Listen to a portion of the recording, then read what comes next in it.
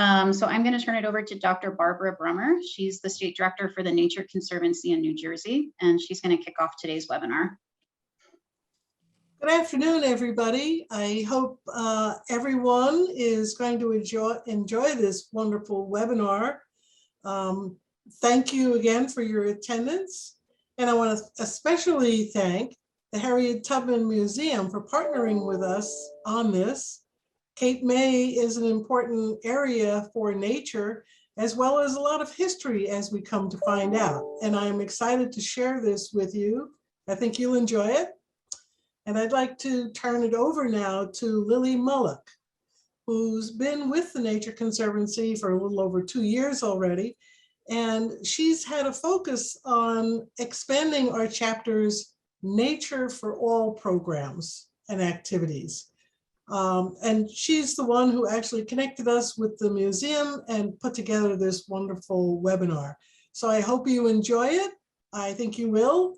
And I look forward to hearing your comments. And if you have questions, we'll be sure to try and answer them. Thank you again for your attendance.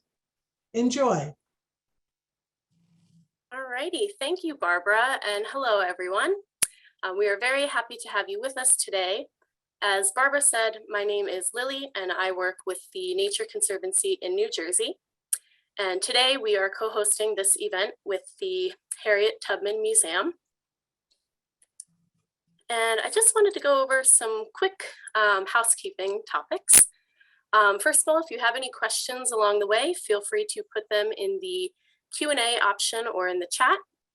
We will try to answer as many of your questions at the end of the webinar. We do have live captions available during this session. If you click the More button at the top of your screen and then hit Show Subtitle, that should turn them on for you. And if you need to turn them back on, select the same More button and then hit Hide Subtitle. The webinar is going to be recorded, and we will be, both groups will be posting the webinar to our YouTube channels, so you can watch it at a later date as well, and we will be sending the link to those videos in a follow-up email. So for this presentation today, we have two panelists from the Harriet Tubman Museum of New Jersey. We have Cynthia Mullock, who is the founding executive director of the Harriet Tubman Museum of New Jersey, and she has guided this museum from a local preservation project to a nationally recognized history and art museum since its founding in 2019. The museum has been recognized by Smithsonian Magazine as one of the 10 most anticipated museums in the world in 2020, and by USA Today's Reader's Choice Awards as the top 5 best new museums in the United States. Joining Cynthia today, we have Ross Hebron. He is an ambassador for the Harriet Tubman Museum of New Jersey, and he has led many events and tours at the museum since its opening in June of 2021. He is also the director of the Pan-African Rhythm Cooperative, a collaboration of local drummers, artists, and musicians who teach cultural connections with African rhythm, dance, and drums. The museum first opened their doors on Juneteenth in 2021.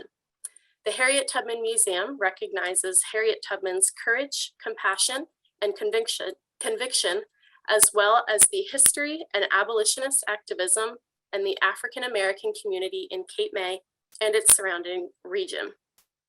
They are located in Cape May, New Jersey, which is how the Nature Conservancy originally got connected with them, as we own and manage 2 beautiful nature preserves in Cape May. The Nature Conservancy was extremely excited to hear about the construction of this new museum when it began in 2019. And in 2020, we wanted to help the museum incorporate a bit of conservation and art into their outdoor garden areas. So we commissioned Newark, New Jersey native artist Suleiman Onkwe to paint a mural of Harriet Tubman on a garden rain barrel that we would later gift to the museum. Not only is this barrel beautiful, but it perfectly captures Harriet Tubman and her connection to nature, as well as some iconic New Jersey wildlife. The rain barrel will be on display in the museum's garden patio in the upcoming months. Suleiman is based out of Newark, New Jersey, and his art has been featured in many exhibits. If you want to learn more about him and his incredible art, you can head to his website or his social handles listed here. We want to give a big thank you to Suleiman for creating this gorgeous piece of art and conservation for the museum. And with that, I'm going to pass the spotlight over to Cynthia and Ross. So there was a question about what Harriet Tubman was doing in Cape May. I'd like to address that. Thank you, Cynthia, for technical assistance. Harriet Tubman, according to documentation and firsthand accounts in William Still's book, The Underground Railroad, had a headquarters for the Underground Railroad in Cape May as early as 1852. Harriet Tubman, it is reported and well documented, worked in Cape May as a domestic servant and a day worker to earn money to finance her trips back to the eastern shore of Maryland. She returned up to 13 times in order to retrieve enslaved Africans and bring them to freedom on the Underground Railroad. So Harriet Tubman played a very pivotal part in Cape May's branch of the Underground Railroad as its leader. I hope I was able to answer that question.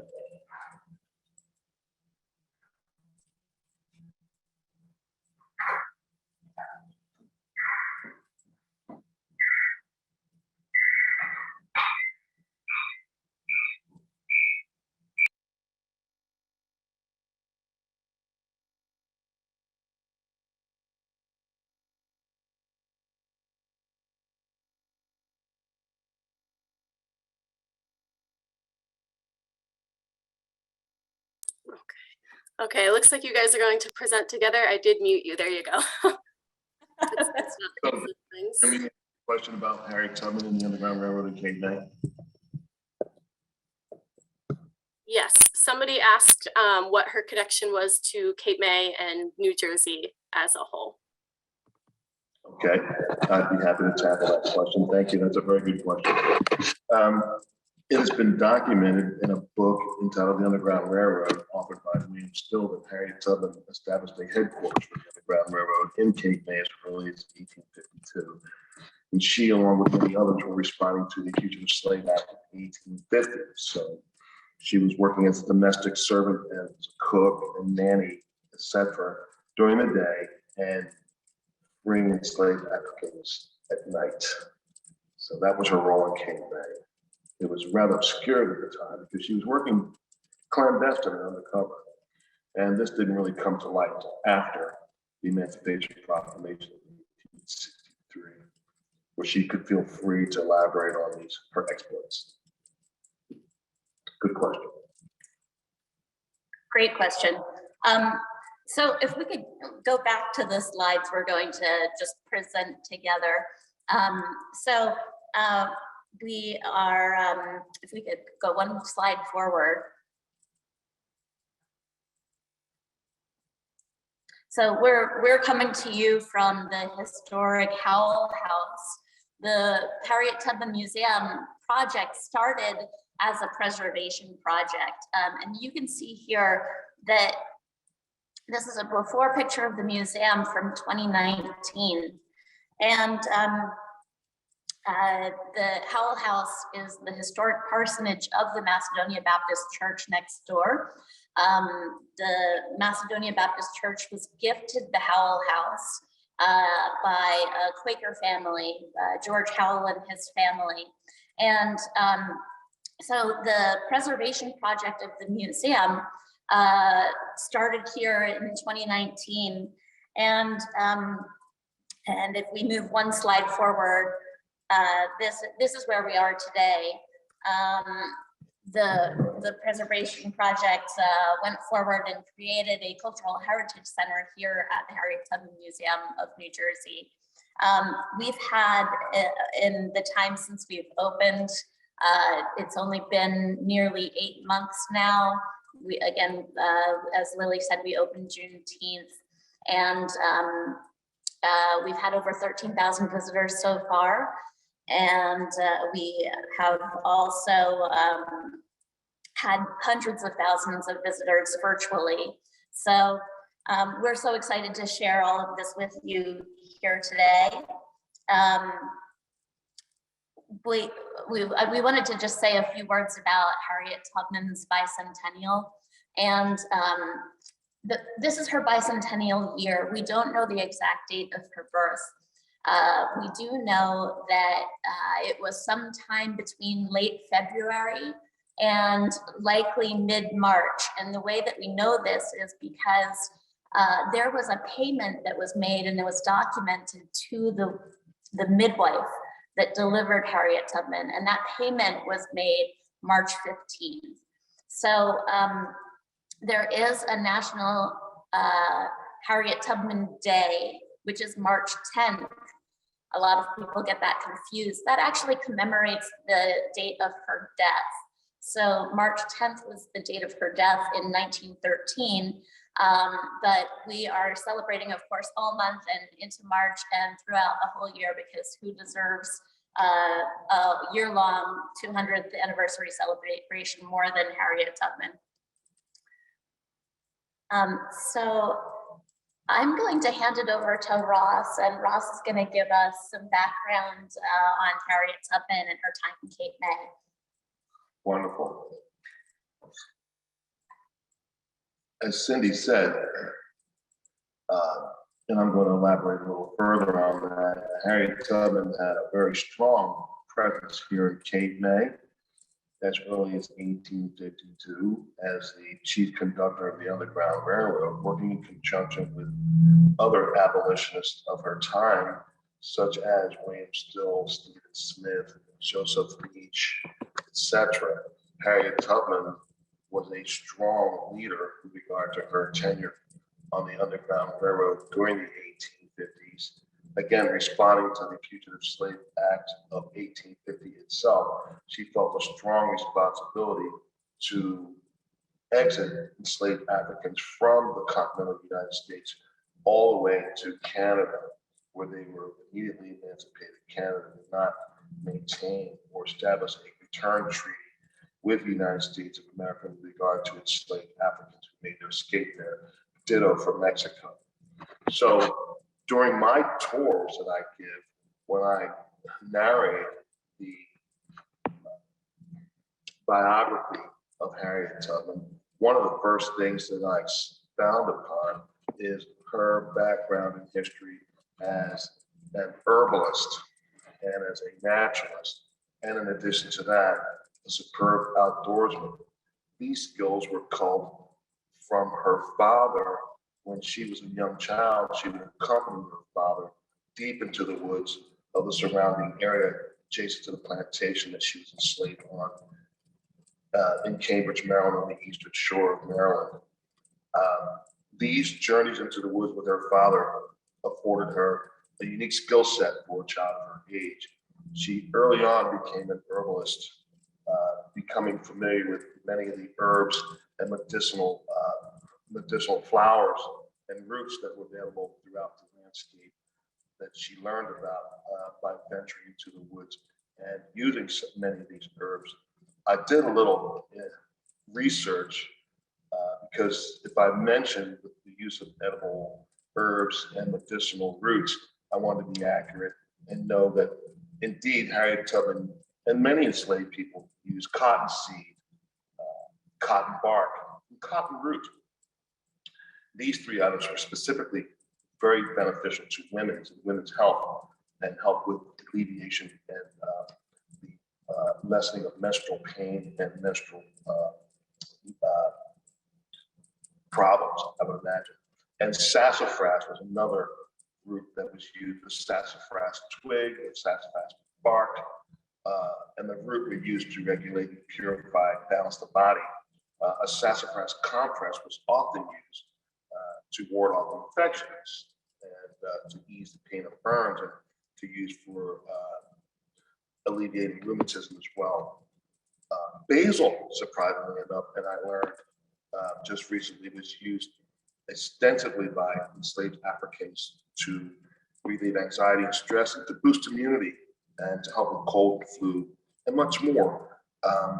I found out that cranesbill and lily root were used specifically by Harriet Tubman during the Civil War when she was in camp in South Carolina, working as a nurse for the Union Army. So Harriet Tubman's involvement with herbs and her engagement as an herbalist has been documented extensively, especially again with regard to her tenure as a nurse for the Union Army. She used wormwood often, and that was used to repel intestinal worms and parasites. And it was made from put in the form of a tea and used by Harriet Tubman often. My research has led me to find that indigenous peoples of the United States, in conjunction and in cooperation with enslaved Africans, learned from one another.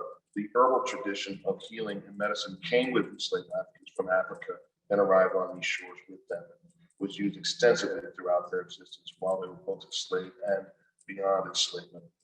So that's what I have to offer. There's a little more, but I'm going to turn it back over to Cindy. And I hope that I've been helpful bringing to life some of the activities of Harriet Tubman and Kate May, and some of the herbs and medicinal flowers and roots that she used to be a nurse and be an herbalist. Thank you very much. Great, thank you so much, Ross. If we could go one slide forward. This is the Delmarva Peninsula, and you can see here the routes, the eastern shore, and the routes that Harriet Tubman would use to navigate these routes to freedom, both over land and over water. So this is the territory where she would have learned all of her skills, her incredible skills as a naturalist. She really knew this land because when she was enslaved, she was working on the land. Her father, Ben Ross, was also enslaved, and he was working for his enslaver was an owner of timberland. And so he had all of this experience in working with timber, working with the woods and the fields. And these are things that he taught Harriet Tubman. And if we could go one slide forward, just this year in April, Ben Ross's cabin where he lived was excavated. And this is an amazing finding because this is exactly in the Blackwater National Wildlife Refuge. This is where Harriet Tubman would have been learning so much about the land. Now, her father, Ben Ross, had this cabin because he was freed after his enslaver died, several years after his enslaver died. He was freed, and he was given this cabin and about 10 acres of land. And that was by 1840. And we know that Harriet Tubman escaped in 1849. So for all of those intervening years, she would have been exploring this land with him. And so she knew this land incredibly well. She also knew the waterways. She had worked with the wharves and this incredible seafaring community that was very important to the Underground Railroad, not just for learning maritime skills, but also for communication. So traveling by the waterways, but also conveying messages from the enslaved community to the free Black community up along the coasts. If we could go one slide forward. We're also talking about Harriet Tubman as an astronomer, right? She would follow the North Star. And in fact, there's a quote by her, God's time is always near. He set the North Star in the heavens. He gave me my strength and my limbs. He meant I should be free. She wrote this to a friend and social activist. And so she would use the stars to navigate her way north and to guide so many other people north as well. She, on her 13 missions, guided some 70 people to freedom. And so, and I know that we have a number of schools on with us as well. And I want to give a quick shout out to Mrs. Conover's 5th grade class. I know that Lawrenceville is with us. I know that the Harriet Tubman School is with us. If you're another school, please drop a comment in the comments. We always love to hear about the schools that are with us. But she would use the Big Dipper. So if you see on the screen, she would use the last 2 stars in the Big Dipper. You can take those straight out directly. They form a line and go straight out to Polaris, and that's the North Star. So she would follow the North Star with her charges that she was liberating. And if we go one more slide forward, there are a number of other freedom seekers that we can document that didn't necessarily travel with Harriet Tubman, but who came, and I see we have 5th graders in Summersville as well. That's amazing. So a number of freedom seekers that we document in the museum and whose firsthand narrative accounts are documented through the seminal work of William Still. This is the Underground Railroad, his collection of narratives. William Still was a contemporary of Harriet Tubman's, one of the major contributors to the Underground Railroad. He's called the father of the Underground Railroad.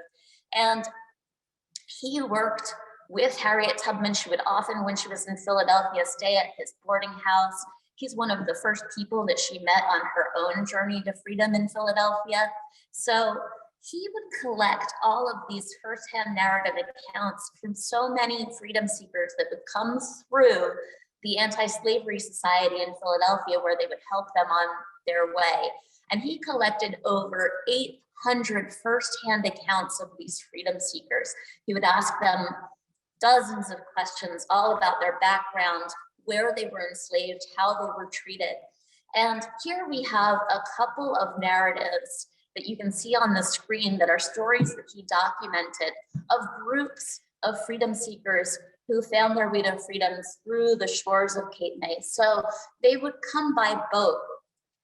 And when we saw on the last slide, Delmarva, that coastline is so close to Cape May. Cape May is very far south, even though we're in New Jersey. The southern tip of New Jersey is about the same latitude as Washington, D.C. And so it's just that thin 16-mile stretch between Cape Henlopen on the Delaware side and Cape May on the New Jersey side. And so these freedom seekers would use those same skill sets as Harriet Tubman, following the North Star, and they would follow the beacon of the lighthouse. So again, just emphasizing how many skill sets were needed by both Harriet Tubman and this community of freedom seekers, maritime skill sets, knowing the land, and being able to preserve themselves and survive along the way, knowing what kinds of food was edible. So Harriet Tubman as a botanist, as an astronomer, we do know also that not only were they using nature for survival, but they were also using it for communication. And you know, that they're in such constant danger and threat of being discovered that they had to disguise their communications with one another and their messaging by using the sounds of nature. And so one of those examples is the barred owl. And I know Lily at the Nature Conservancy has some information on how Harriet Tubman would use the sounds of the barred owls. Yes, so as Cynthia was saying, it has been noted that Harriet Tubman would use bird calls to signal to people that it was safe, it wasn't safe on her charges. And one of the types of birds that she used to mimic is called the barred owl. So I just want to give some information about barred owls for those who are unfamiliar with this species. Barred owls are large, stocky owls. They have rounded heads that lack ear tufts. Their feathers are molted brown and white, and their eyes are very dark brown. They're almost black in color. Their wingspan runs between 39 to 43 inches. And currently in New Jersey, they are considered a threatened species due to habitat loss from development and forest fragmentation. They typically roost in forest trees during the day. In northern New Jersey, they inhabit hemlock ravines and mixed deciduous wetlands, while in southern New Jersey, they reside in wetland forest and white cedar swamps. Barred owls are year-round residents of New Jersey, but some of the best times to see them are, it's actually happening right now, during the winter months when the trees have lost their leaves, especially at dawn and dusk, because that is when they are the most active. Their diets primarily consist of small mammals like mice and squirrels and chipmunks, but they also do eat small reptiles and amphibians. Barred owls usually nest in deep tree cavities, anywhere from 20 to 40 feet high up in large trees. They have one brood per season, typically yielding 2 to 3 eggs. Incubation of the eggs is primarily carried out by the female owl, while the male owl will go out and hunt and then bring food back to the incubating female. The eggs will hatch after about 28 to 33 days, and 6 weeks after that, the chicks can expect to take their first flight. While the owlets are still young, the female will remain in the nest with them, while the male will continue to hunt and deliver food. So barred owls have a very distinctive hooting call of 8 to 9 notes. Their call kind of sounds like they're saying, "Who cooks for you? Who cooks for you all?" So I'm going to play it to see if you can pick up on that.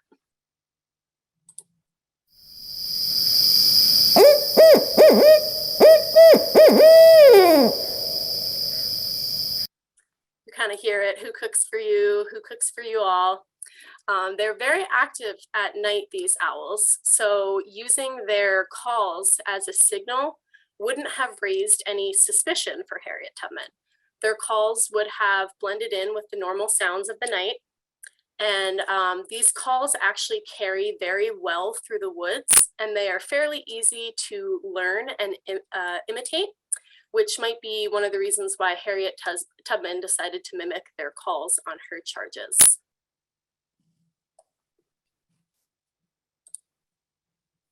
And Cynthia, you wanted to share some additional readings on the topics, I believe?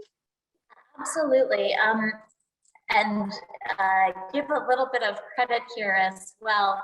There's an incredible article that came out a couple of years ago in Audubon magazine by Allison Keyes that is Harriet Tubman as an unsung naturalist, and talks exactly about how she used owl calls as a signal on the Underground Railroad.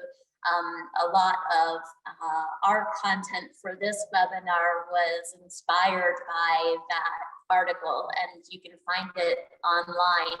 I've left the links for several of the sources that we've referred to throughout this presentation. Kate Clifford Larson, her biography of Harriet Tubman is incredible and really does go into a lot of the background of Harriet Tubman as a naturalist, all of these skill sets that she was learning and using in guiding her missions. That book is Bound for the Promised Land, Harriet Tubman, Portrait of an American Hero. Just this month, Ms. Magazine is doing an incredible project on Harriet Tubman's bicentennial, and they have a number of articles that are coming out throughout February and until March 10th. And so just last week, there was an article by Shonda Prescott-Weinstein, and she was writing about Harriet Tubman as an astronomer. And so if you're interested in that, that's a good source for you as well. We talked about William Still and his incredible seminal work, The Underground Railroad, that gives the narratives of over 800 formerly enslaved people, these freedom seekers who would go through his office as he was the chair of the Vigilance Committee for the Anti-Slavery Society in Philadelphia. That's available online as well, and you have the link here. And then we also talked about Ben Ross's cabin being discovered in April last year. And so there are links to information on that as well. And hopefully you'll also use the Harriet Tubman Museum of New Jersey as a source for your further reading. You can follow us online on social media, and hopefully can visit us as well.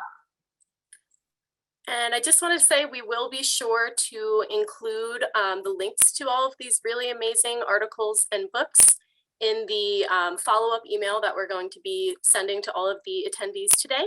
So you will have access to all of these writings.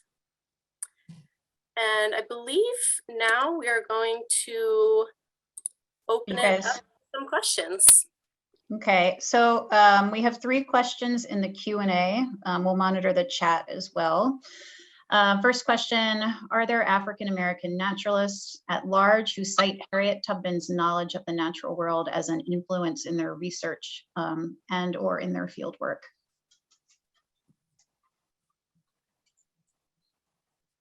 I am not, I'm not really sure how to answer that because I'm not sure. I'm not sure if the museum knows the answer to this. But that is also something that I would definitely be interested in looking up because that's a great question. That's a great question. Hopefully some of them are on the presentation with us.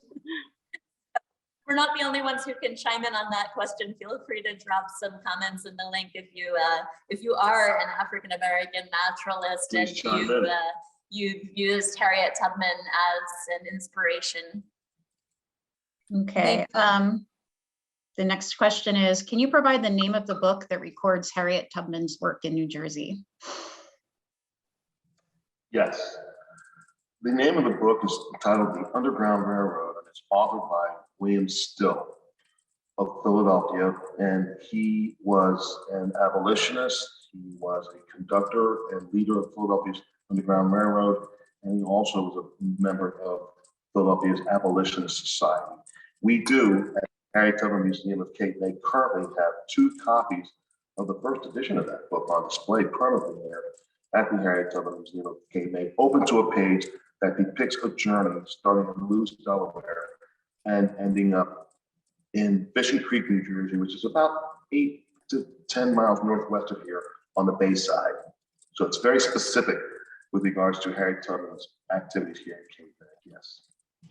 There are a number of her sources source. as well. Yeah, during her lifetime, she spoke frequently with Franklin Sanborn, who was a friend and a contemporary.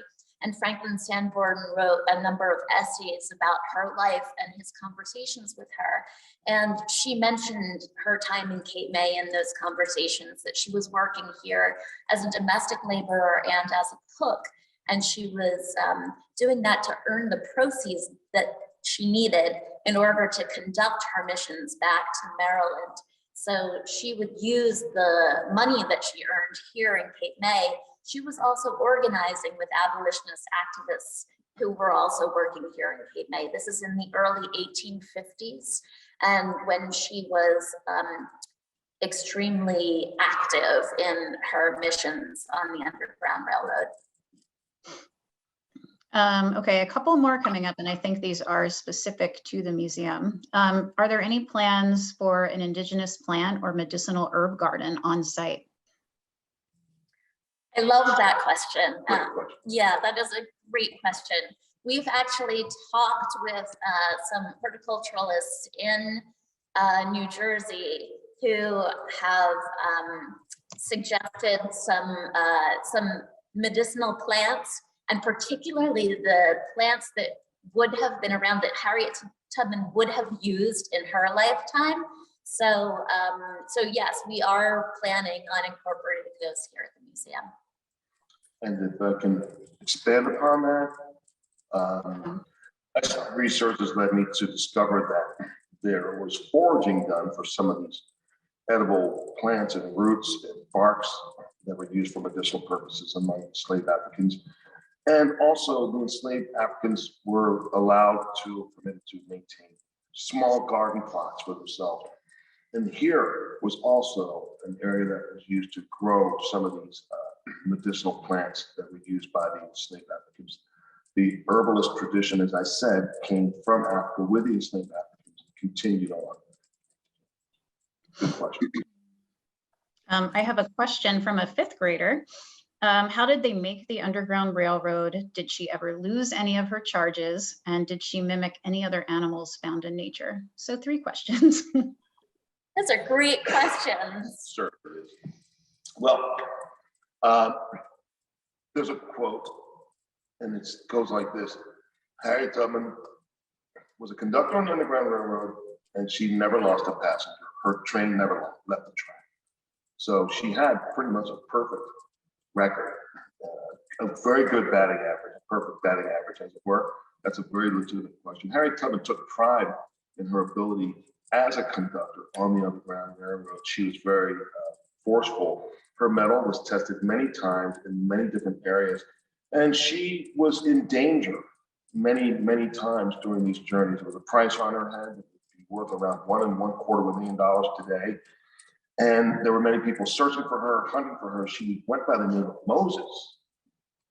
Also, it was like a nom de guerre that she used as well. People referred to her as Moses and not by her direct name, Harriet Tubman, because she was a wanted woman. But no, she never lost a passion. Very good question. I actually have a couple of questions regarding, was she aided or ever interact with the Lenni Lenape?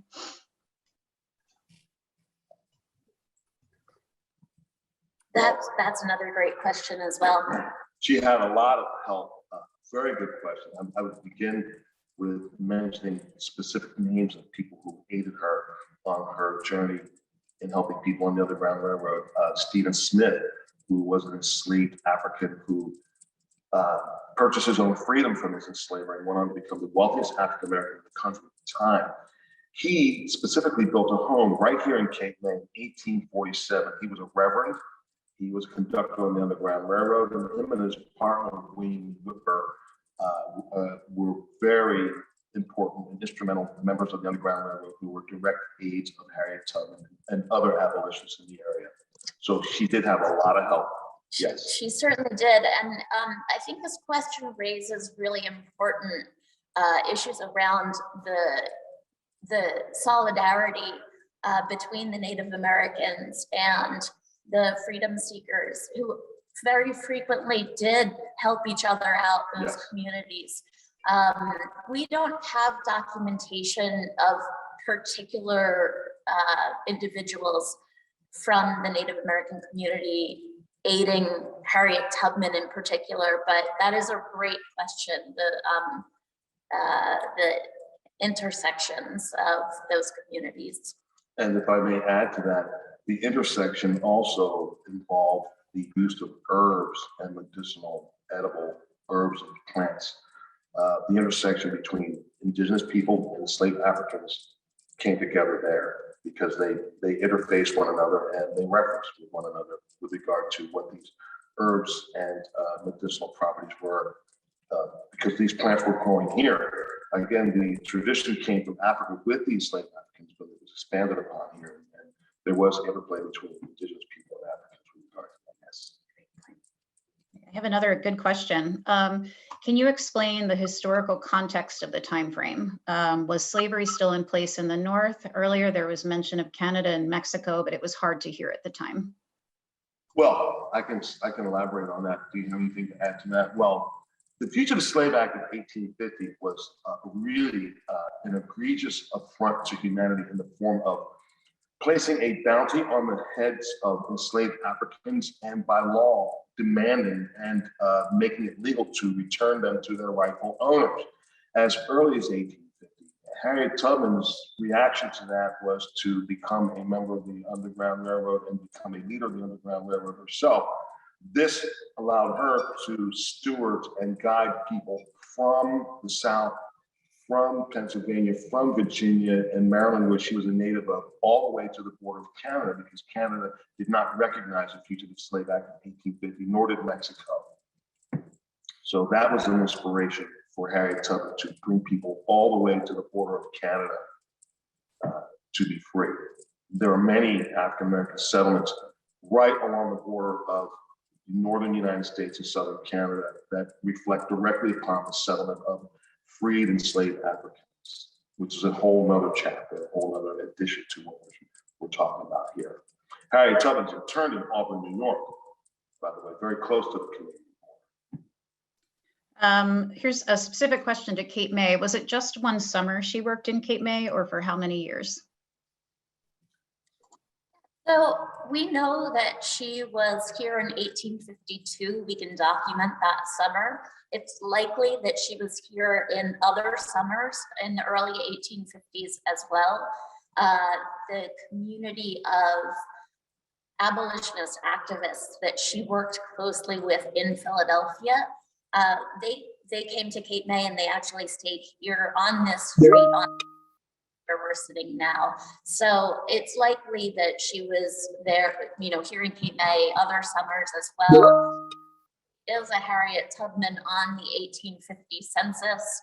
We're not able to authenticate that that is her, but also in her conversations with Franklin Sanborn, who I mentioned earlier, and other people who she spoke with in her life who wrote essays about her, it does seem that she indicates that she was involved with a settlement here.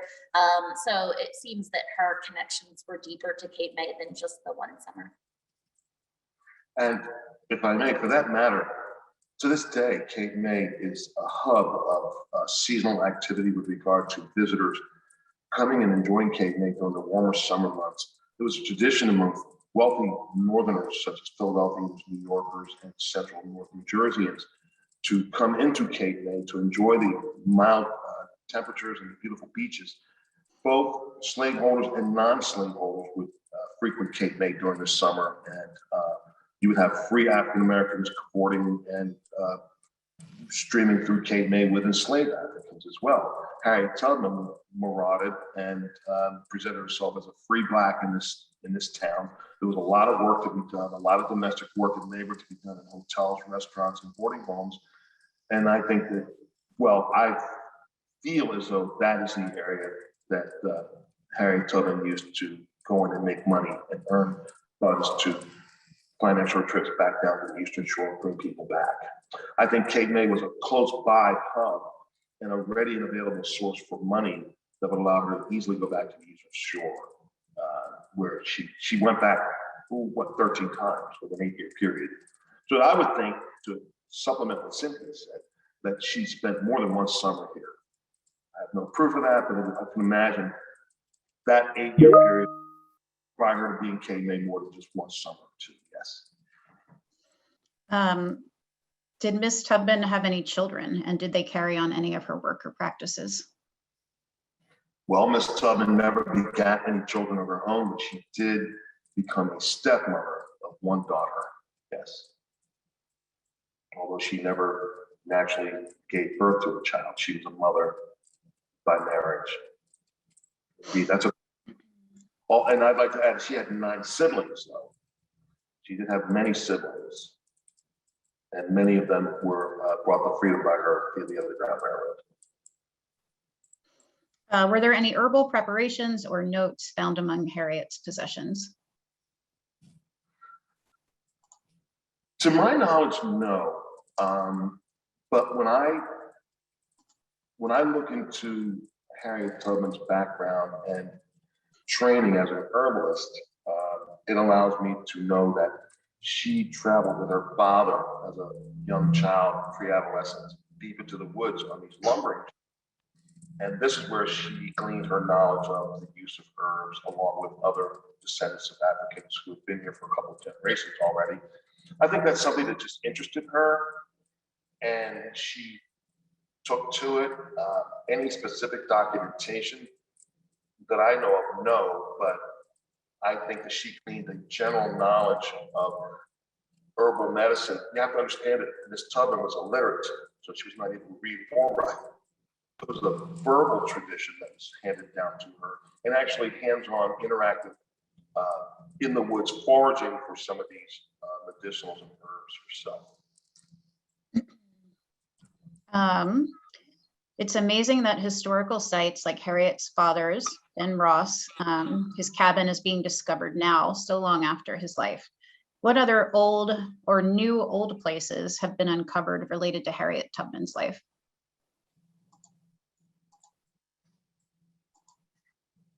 Well,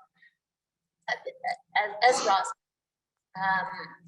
Harriet Tubman's home was in Auburn, sorry. And she actually, it was Secretary of State Seward who made part of his land available to her in Auburn. So she lived on a portion of his land, and she created a home for the aged and infirm colored people there. That was the name of the home there in Auburn as well. So that is, another place connected with her that you can visit as well. The reason that Ben Ross's cabin, its location is just being discovered is this is in Blackwater. It's a kind of swampy area. They knew that they were searching for it, but didn't know if they would ever find any evidence of it, because all of that may have just gone into the backwaters. But they were able to identify it through, they used a metal detector, and they found a coin from 1808 that is actually the year that Ben Ross and his wife Harriet, who Harriet Tubman later took her name, the name of her mother, that was the year that they were married. And so they continued excavating in this area and were able to find some ceramics that also dated it to the time that he would have been living there. We have time for a few more questions. A few people are wondering, how did she spread the word about the Underground Railroad?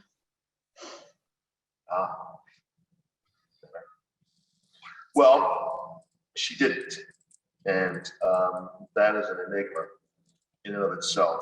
From what I've learned, there was no spreading of the word about the Underground Railroad except among themselves, because this was a prohibited activity. To free enslaved Africans was something that was an offense. It was punishable by law to do this. So my research and my pursuits have led me to this. There were various signs that could be read. Well, first of all, it went like this. You're going to be looking out for the North Star. You're going to be headed for the Bledsoe plantation. You're going to follow the creek. You're going to take the right fork. When you get to the Bledsoe plantation, here's what you're to expect. Master Bledsoe is going to accept you. He's going to protect you.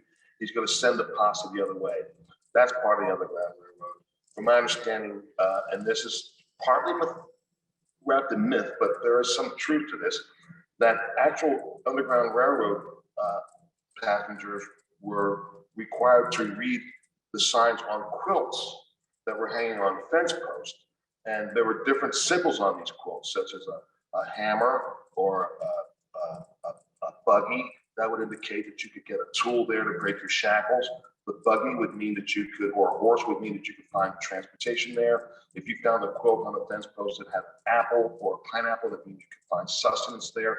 So there were signs along the way. And one last thing, Quakers and Friends were known to place hardtack biscuits and apples and and baked yams in the hollows of trees for enslaved Africans who were running for their freedom. They could find things like that there, and warm mittens and socks, hats, etc. Yeah, I just add that she also communicated through this vast organization, this vast community of the Underground Railroad. There's an incredible story of her rescue of 3 of her brothers and several other members of her family and extended family and friends on Christmas Eve in 1854. And she had communicated with them in advance by sending a letter that obviously had been written for her. She could not read or write, but completely disguising her identity and the subjects of the letter, which was their escape, right? Because she sent this on to a free Black man in the community who was literate, but all of his mail was being opened and intercepted. So he got this very mysterious letter from someone he didn't know, just a different name. And it talked about Zion, and it talked about, a number of things that were uninterpretable to the people who intercepted the letter. And they actually interrogated him about this letter. They said, no, I don't know, but he was able to understand the message, this coded message from Harriet Tubman, and knew that she would be coming around Christmas that year in 1854 to rescue, to liberate her family members. We have a ton more questions, and it's a bummer we're at time. As Lily mentioned, we're going to be sending out a follow-up email with everyone's contact info, so you can send your questions directly to our presenters today. And then Lily, I think you had a few more, some wrap-up information. Yes, I know, Cynthia, did you want to mention, I think you had an upcoming project or event? We have several events going on over the next few months, and so just if everyone can follow us on Facebook or Instagram, Twitter, YouTube, we'll be posting everything there. Okay, great. Well, thank you so much. That was a fantastic presentation, and thank you to everyone who spent your lunch hour with us on this webinar.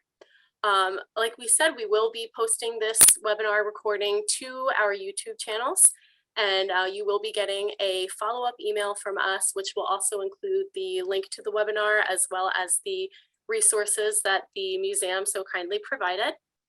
I just want to send a huge thank you to the Harriet Tubman Museum of New Jersey for working on this webinar with us. It's been really amazing to learn about Harriet Tubman's connection with nature and the huge role that nature played in her charges. I hope everyone has a great rest of the week, and I hope you enjoyed this presentation as much as we did. Thank you so much for tuning in. Thank you. Thank you.